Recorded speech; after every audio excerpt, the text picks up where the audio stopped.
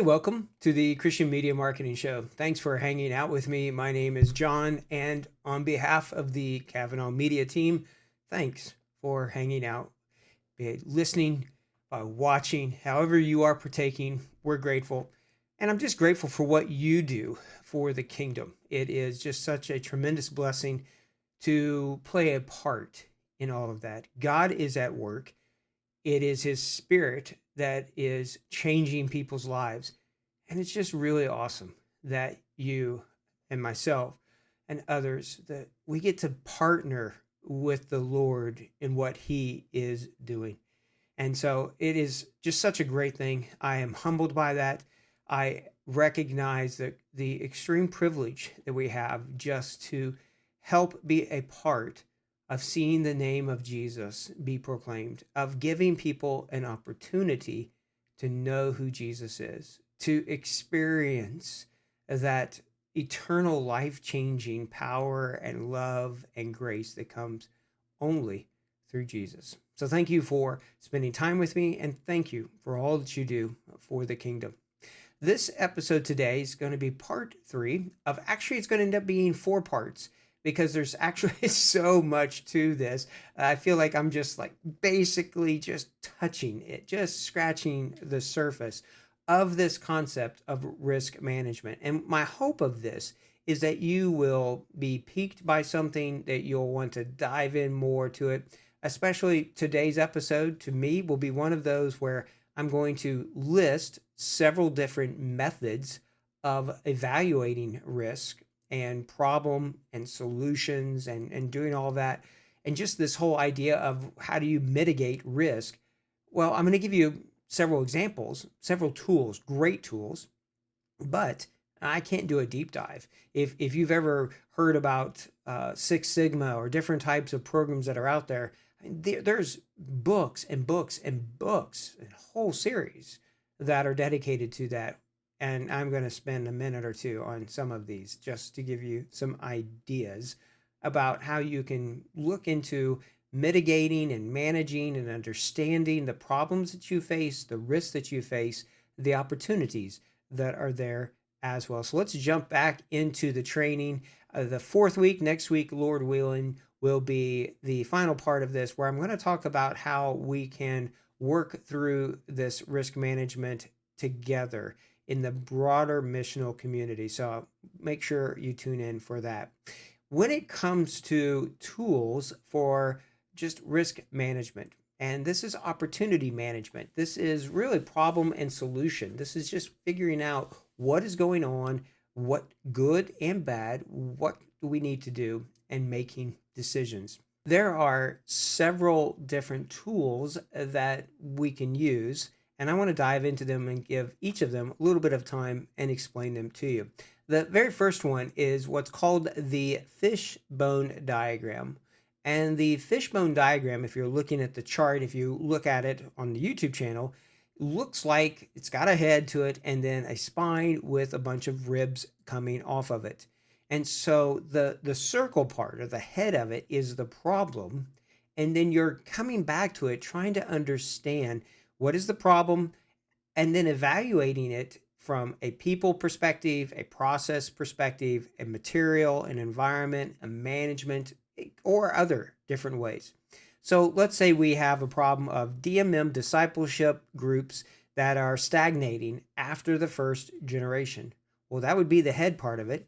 When we look at people, then as it forms the body of this problem, are there insufficient local trainers? Is there a lack of apprentice leaders? Both of this comes back to people.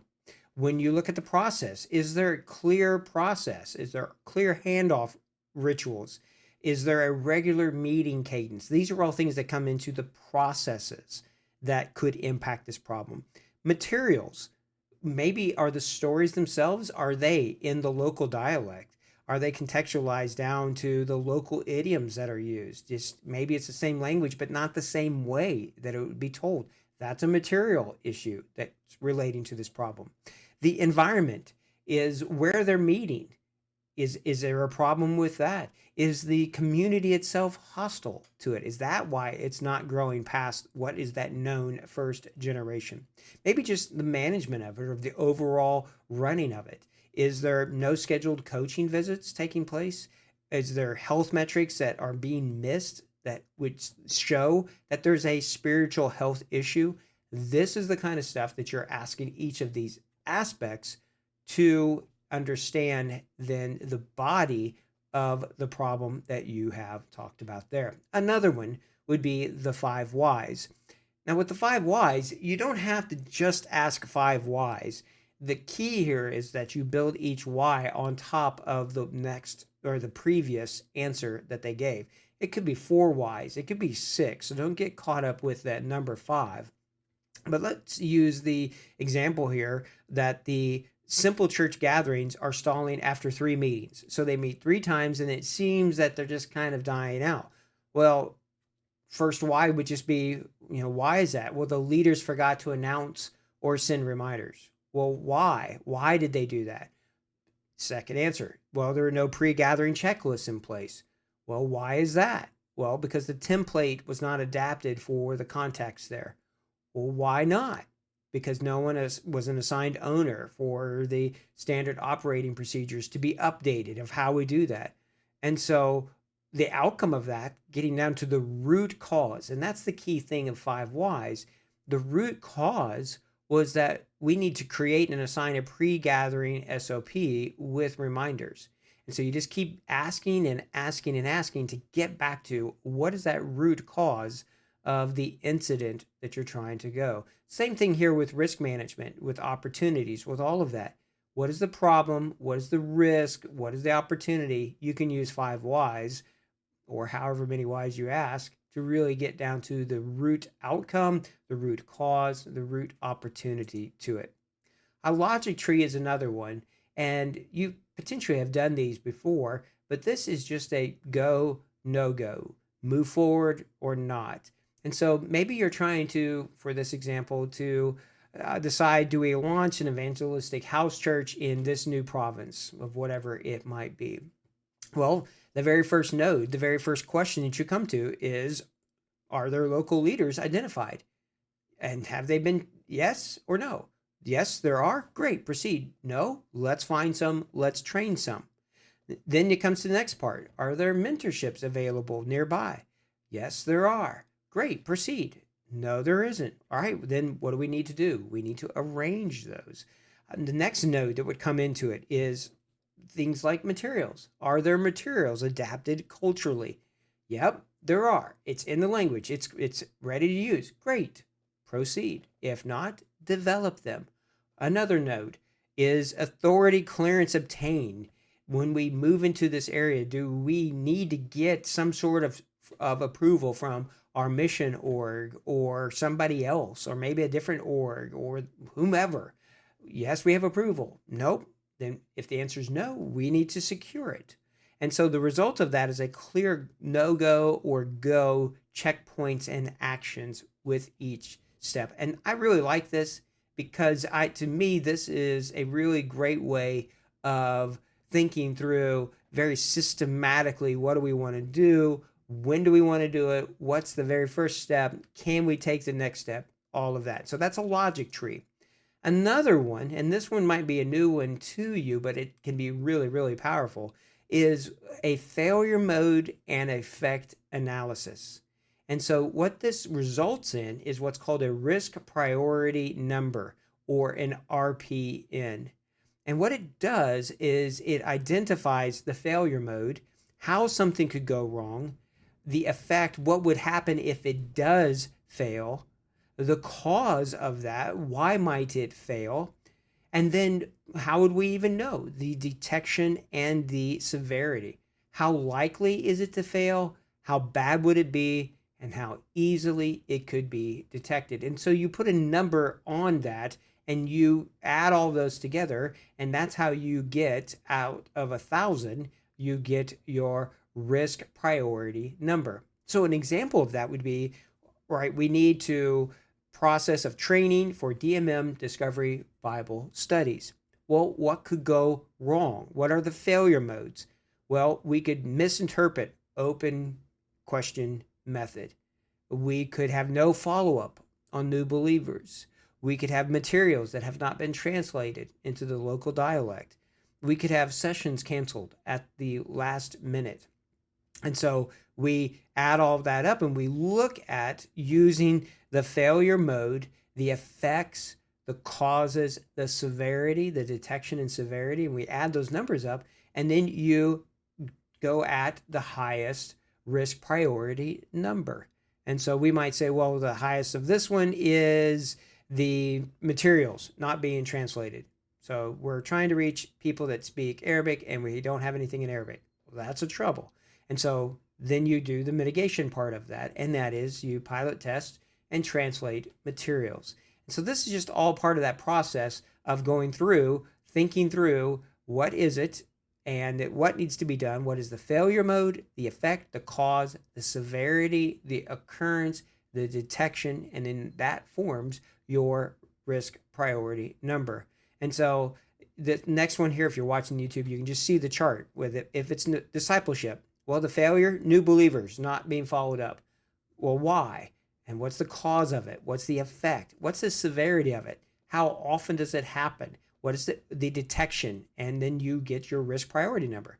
Same thing with field operations, workers being identified or being arrested and deported, evangelism campaign that we're getting ready to go through. All of these things you can run through this matrix, this rubric of the failure mode, the effect, the cause, the severity, the occurrence of it, the detection of it, and get yourself a number that just kind of lets you know to prioritize what do you want to do first, which one has the biggest risk or the biggest opportunity, and what do you need to work on first.